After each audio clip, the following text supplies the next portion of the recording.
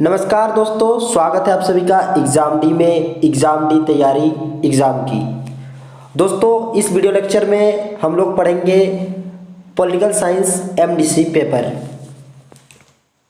MDC paper में हम लोग जो है यूनिट 4 को पढ़ेंगे और यूनिट 4 में भी अलग अलग पार्ट्स हैं, उसमें से हम लोग पहला वाला को पढ़ेंगे। ठीक है, तो मैं यहाँ पर आपके सामने जो है कुछ चीज़ें दिखा रहा हूँ, वो देखिए। पहला आपका सेशन जो है ये 24 से 28 वालों के लिए है, यानी कि FYUGP सेमेस्टर 1 के स्टूडेंट के लिए है।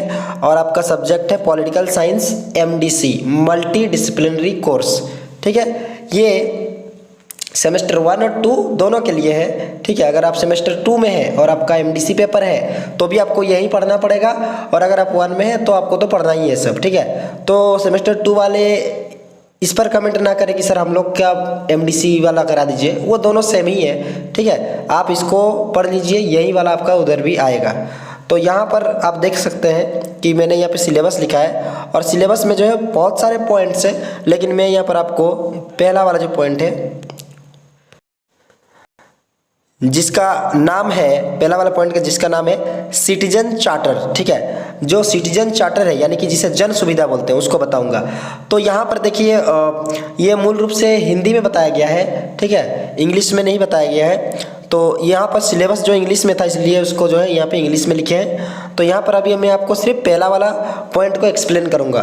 ये बहुत बड़े बड़े पॉइंट हैं, तो इसलिए मैं चाहता हूँ कि एक एक को आपको बताऊँ, थोड़ा डिटेल से बताऊँ, ताकि उसको आप नोट्स बना सकें और अपने कॉपी में इसको लिख सकें। ठीक है, आप इसको यहीं से नोट्स बनाते हुए अपने कॉपी में लिख लीजिएगा। ठीक है, इसके अलावा अगर आप ये PDF चाहते हैं तो आप ज्वाइन बटन पर ज्वाइन होकर जो है ये PDF को अपना फ़ोन में डाउनलोड करके रख सकते हैं। ठीक है, लेकिन उसके लिए आपको टेलीग्राम चैनल पर ज्वाइन होना पड़ेगा। यहाँ पर देखिए, यहाँ पर पहला शुरुआत यहीं से है। ठीक है, जिसे बोलते हैं नागरिक चार्टर। ठीक है, यानी कि सिटीजन चार्टर की विस्तृत जो विवरण है, जो डिटेल है, वो यहाँ से शुरू होता है। ठीक है, ये क्या है? तो सबसे पहला ही सवाल आता है कि नागरिक चार्टर आखिर क्या है। तो नागरिक चार्टर जो है एक आधिकारिक घोषणा है। क्या है? नागरिक चार्टर एक आधिकारिक घोषणा है जो किसी सरकारी विभाग या सार्वजनिक संस्था द्वारा जारी किया जाता है। इसमें यह स्पष्ट किया जाता है कि वह विभाग संस्था नागरिकों को कौन कौन सी सेवाएं प्रदान करेगी और सेवाएं प्राप्त करने की प्रक्रिया क्या होगी, सेवा प्रदान करने की समय सीमा क्या होगी, और यदि कोई सेवा समय पर नहीं मिलती तो उसका शिकायत कहाँ पर किया जाएगा। तो इसमें बहुत सारी चीज़ आप देख सकते हैं कि बताया जा रहा है कि नागरिक चार्टर जो है एक आधिकारिक घोषणा है जो किसी सरकारी विभाग या सार्वजनिक संस्था द्वारा जारी की जाती है, और इसमें नागरिकों को क्या दिया जाता है? सेवाएं। ठीक है, आप देख सकते हैं सेवाएं दी जाती है। ठीक है, और इसका प्रक्रिया बताया जाता है। ठीक है, और इसका समय सीमा बताया जाता है, और अगर इस पर किसी को शिकायत करनी है तो वो भी किससे और कैसे शिकायत करनी है वो भी इसमें बताया जाता है। आगे बढ़ते हैं, और यहाँ पर देखिए जो दूसरा बिंदु है वो है आपका नागरिक चार्टर की आवश्यकता क्यों पड़ी। आखिर नागरिक चार्टर की आवश्यकता क्यों पड़ी? तो पिछले समय में सरकारी सेवाओं में पारदर्शिता, जवाबदेही की कमी थी। नागरिकों को ये नहीं पता होता था कि वे किसी सेवा के लिए कहाँ जाएं, क्या प्रक्रिया अपनाएं और उन्हें कितने समय में सेवा मिलेगी। भ्रष्टाचार और लाल फीताशाही के कारण सेवाएं प्राप्त करने में देरी होती थी। इस समस्या को दूर करने के लिए नागरिक चार्टर की अवधारणा आई, जिसे नागरिकों को सरकारी सेवाओं से जुड़ी पूरी जानकारी मिले और वे अपनी सेवाओं को लेकर अधिक जागरूक रहें। मेन अगर इसका पॉइंट है तो वो है नागरिकों को जागरूक करना और उनको उनकी सेवाएं प्रदान करना, क्योंकि सरकार बनी ही इसलिए है कि नागरिकों को उनकी सेवाएं मिले और उन्हें सरकार के जितनी भी योजनाएं चल रही है, परियोजनाएं चल रही है, प्रोजेक्ट्स चल रहे हैं, उनके प्रति जागरूक करना, ताकि उनका हक कोई दूसरा उनसे ना छीन ले, या उनको पता ही ना हो कि उनके लिए सरकार ने क्या क्या सुविधाएं लागू की है। यहाँ पर आप देखेंगे तीसरा पॉइंट है वो है नागरिक चार्टर की मुख्य विशेषताएं। जी हाँ, क्वेश्चन में ये पूछ सकता है कि जो नागरिक चार्टर है उसकी मुख्य विशेषताएं क्या है। ठीक है, तो इसकी मुख्य विशेषताएं क्या है? देखिए, पहला है आपका सेवा का विवरण, यानी कि संबंधित विभाग या संस्था किन सेवाओं को प्रदान करता है उसमें वो उल्लेख किया जाएगा। यानी कि मान लीजिए कि कोई एक विभाग है जिसमें कि जन्म का पंजीकरण होता है, ठीक है, तो वो क्या हो गया, वो पंजीकरण करेगा, जन्म मृत्यु का पंजीकरण करेगा। मान लीजिए कि एक विभाग है जो कि आय प्रमाण पत्र, जाति प्रमाण पत्र, इसके बाद स्थानीय निवास प्रमाण पत्र जारी करती है, तो उसका काम वो हो गया। मान लीजिए कि एक विभाग है जो कि महिलाओं को वृद्धा पेंशन देती है, तो वो उसका विभाग हो गया। मान लीजिए कि एक विभाग है जो आदिवासियों के बारे में है, तो आदिवासियों के देखरेख का काम होगा, उन्हें जागरूक करना होगा। कुछ विभाग ऐसे हैं जो शिक्षा को लेकर है, तो शिक्षा की देखरेख करेंगे।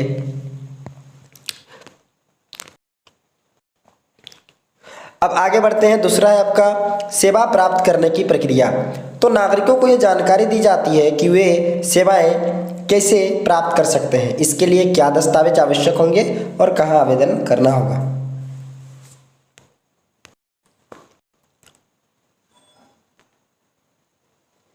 सेवा की जो समय सीमा है, यह बताया जाता है कि सेवा कितने दिनों या घंटों में प्रदान की जाएगी। इससे अनावश्यक देरी और भ्रष्टाचार को रोका जा सकता है। आइए अब आगे बढ़ते हैं।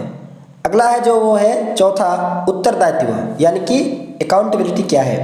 यदि किसी नागरिक को सेवा प्राप्त करने में कठिनाई होती है या तय समय सीमा में सेवा नहीं मिलती, तो उसे किस अधिकारी से संपर्क करना चाहिए, इसकी जानकारी उसमें दी जाती है।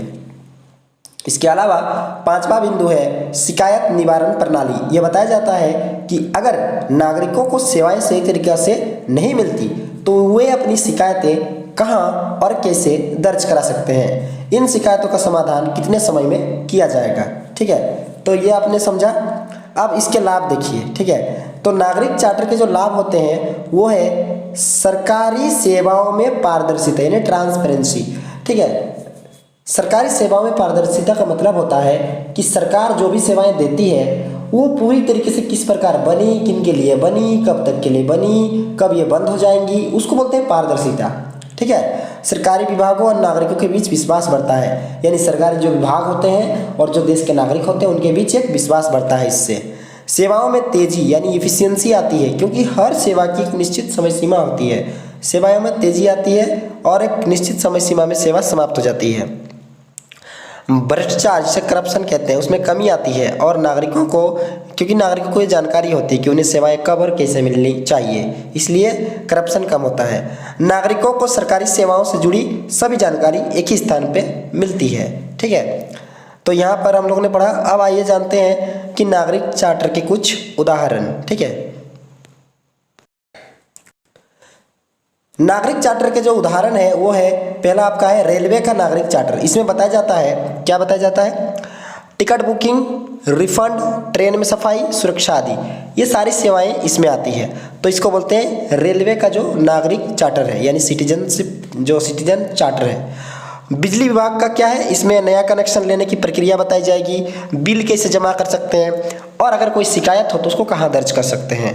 तो देख सकते हैं आप, या चाहे बिजली हो, चाहे रेलवे हो, चाहे सड़क हो, हर चीज़ में जो सरकारी चीज़ है उसको लेकर नागरिक चार्टर का होना कितना जरूरी है। बैंक का बात कर सकते हैं, बैंक में बताया जाता है कि खाता कैसे खोलना है, ऋण यानी वहाँ से उधार लोन कैसे मिलेगा, लेन देन कैसे होगा, अगर आपको कोई शिकायत हो उसका निवारण कैसे होगा, ये बैंक का नागरिक चार्टर में रहेगा। वहाँ क्या लिखा रहेगा, सिटीजन चार्टर, वहीं पर ये सारी चीज़ें रहेंगी।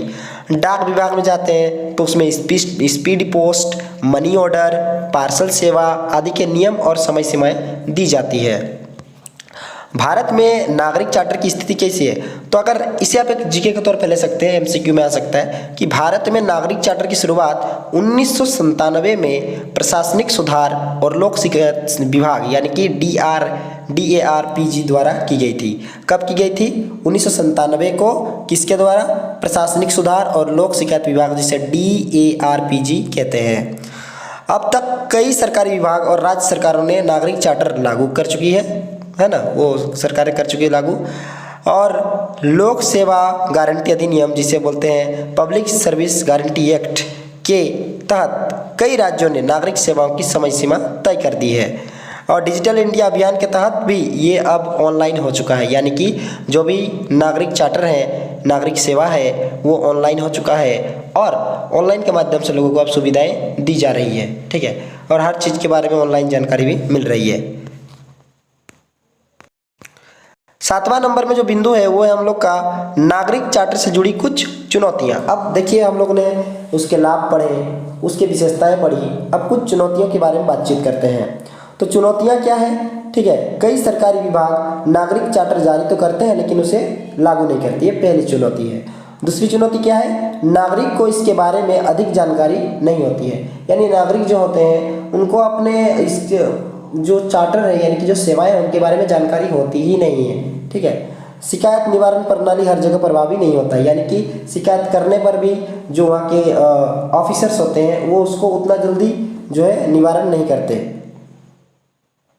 8वां बिंदु है नागरिक चार्टर को प्रभावी कैसे बनाया जा सकता है, यानी कि जो प्रॉब्लम है उसको ठीक कैसे कर सकते हैं। तो इस पर निगरानी रखनी चाहिए। पहला बिंदु क्या है कि नागरिक चार्टर को लागू करने की निगरानी की जाए, ठीक है, नागरिकों को इसके लिए जागरूक किया जाए, शिकायत निवारण तंत्र को मजबूत किया जाए और डिजिटल प्लेटफॉर्म का अधिक से अधिक उपयोग किया जाए।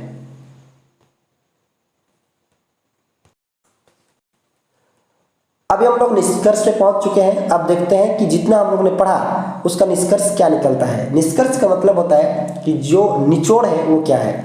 निचोड़ या निष्कर्ष ये है कि नागरिक चार्टर एक महत्वपूर्ण दस्तावेज है जो सरकारी सेवाओं को अधिक पारदर्शी और जवाबदेह बनाता है। यदि इसे सही तरीके से लागू किया जाए तो सरकारी सेवाएं अधिक सुचारू, नागरिक केंद्रित और प्रभावी बन सकती है। इसे न केवल सरकारी कार्य प्रणाली में सुधार होगा बल्कि नागरिकों को बेहतर सुविधाएं भी मिलेंगी।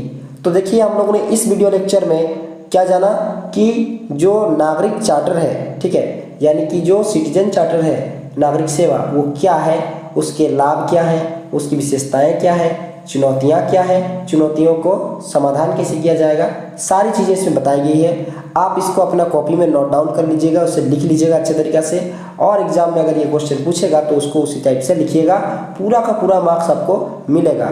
और अगर आप लिखना नहीं चाहते तो इसे आप PDF के रूप में ले सकते हैं टेलीग्राम चैनल से जुड़कर, लेकिन वो ज्वाइन होकर वो पेड वर्जन है, ठीक है।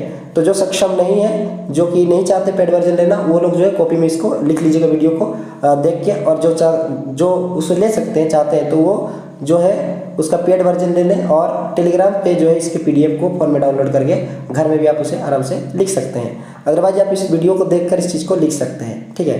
तो यहाँ पर मैं इस वीडियो को ख़त्म करता हूँ और मिलते हैं नेक्स्ट वीडियो लेक्चर में। अपने सुझाव ज़रूर दीजिए और वीडियो अगर पसंद आया तो अपने दोस्तों को शेयर कीजिए और अधिक से अधिक इस वीडियो को लाइक कीजिए अगर आपको पसंद आया है तो। इससे मुझे मोटिवेशन मिलेगा और मैं आप लोगों के लिए और अच्छे वीडियो लाऊंगा। चलिए मिलते हैं नेक्स्ट वीडियो, तब तक के लिए धन्यवाद।